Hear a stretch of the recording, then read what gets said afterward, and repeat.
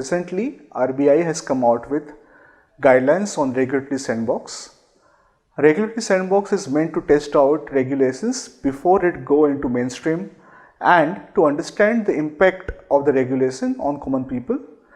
Sometimes what happens is that people are not sure about how the regulation can impact certain businesses also, and there are gray areas in the regulation which needs to be tested out, and because of that regulatory sandbox are very useful.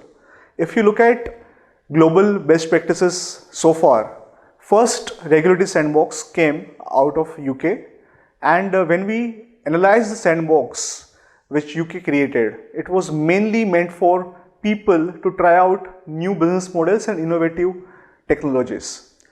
Highest number of applications were received in area of cryptocurrency, blockchain, robo-advisory and AI/ML. And I expect the same thing here. Of course, in India, cryptocurrencies are not allowed, but blockchain will be the main use case, followed by robo-advisory and AI/ML based businesses. Keeping this in mind, I personally believe India is going to be the major central focus for most of these fintechs and regulators, because in next 5 years the government has strong mandate also, so they are going to go ahead with new innovations and best practices in the industry. And with this, there are a couple of things which I would like to highlight. Today you have so many different players in ecosystem. You have RBI, even within the regulators you have RBI, you have SEBI, you have IRDA, and they are coming up with their own set of regulations around innovation and sandboxes. In order to be successful, we will require maybe common review process, or maybe we will require something where people can collaborate between these regulators. Because today, if a robo-advisory company would like to go ahead and create something, they may require approval from RBI, SEBI as well as IRDA. Keeping that in mind, today we did one session where industry people were there together, and we decided on, of course, what to share with RBI in terms of regulatory sandbox. So we discussed and we debated upon certain criteria which are mentioned, certain guidelines which could have been included. They could have been more prescriptive in nature. So all these things we have discussed as a part of India FinTech Forum's event today. And we personally believe that going forward, this kind of a platform is going to be very useful for everyone to make sure that they are doing everything in black and white, they are under the legal regulatory framework, and it will allow customer as well as investor to have more confidence in the business itself. Specifically, most of the times concerns are on data protection, how data is going to be utilized in the entire ecosystem, who is going to consume it.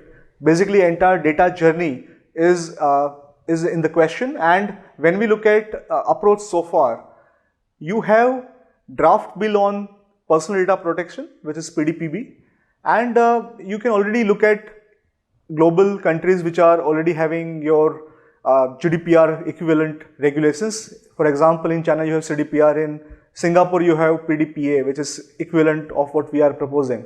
So when we look at global regulations, I am sure in India also you are going to have similar regulations very soon, because the bill is already there, and with the same government with strong mandate, you are going to have bill becoming act soon.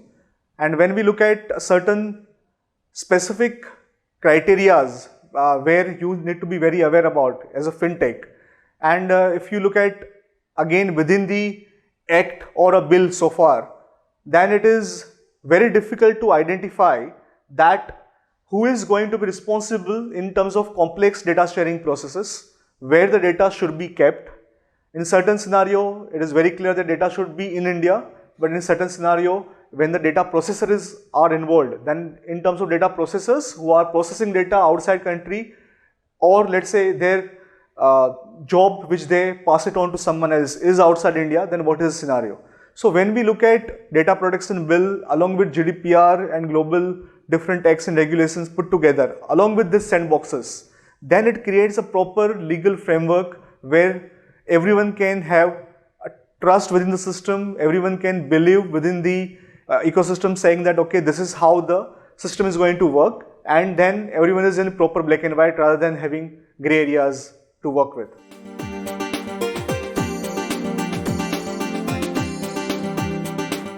I'm also hopeful that with this guidelines, RBI is also going to be more approachable, open for comment, and it will be more collaborative in nature, because end of the day, we are not yet clear on whether banks can also participate in this, how they can participate, because end of the day, you require trust, and if the startup is not going to test the outcome with right set of customer, right set of partners, then we are not going to have a good outcome out of this ecosystem.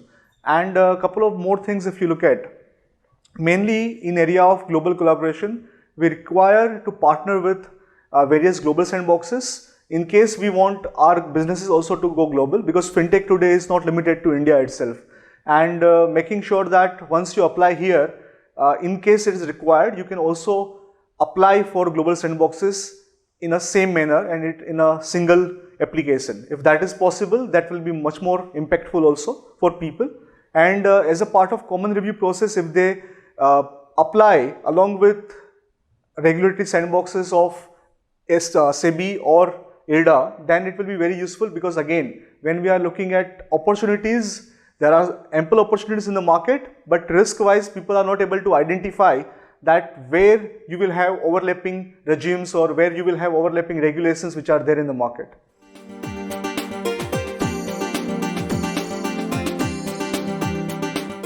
Specifically looking at innovative technologies like API, blockchain, AI/ML, big data, or IoT, for example, when you look at these new technologies, look, technologies are enabler in nature. You need to have a right business case, and then only technologies can solve the problem. And when you look at current environment, specifically in terms of the startup player, they are much more agile in nature. They can do much more, let's say, new businesses, they can evolve and they can implement new products and services very quickly than the mature players. And specifically in this area, when we look at mature players, they are also realizing this fact, and that's why they are having their own accelerators. They are already having their own departments for innovation and collaboration. Specifically in next 5 to 10 years, I am looking at a scenario where collaborations will be much more transparent, much more in a way win-win to everyone, and you will have recognition given by these big players to a smaller player saying that we need to coexist, we cannot compete every time. And with this mindset, the ecosystem is going to thrive much more.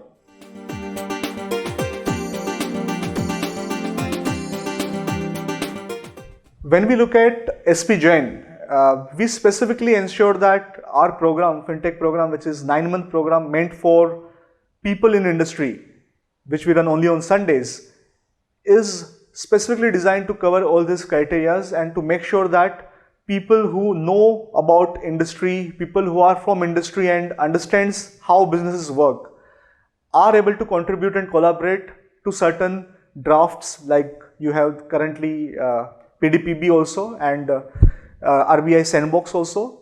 And we already have discussed and debated this entire thing internally, and based on that, we already have shared our input with RBI through a formal channel.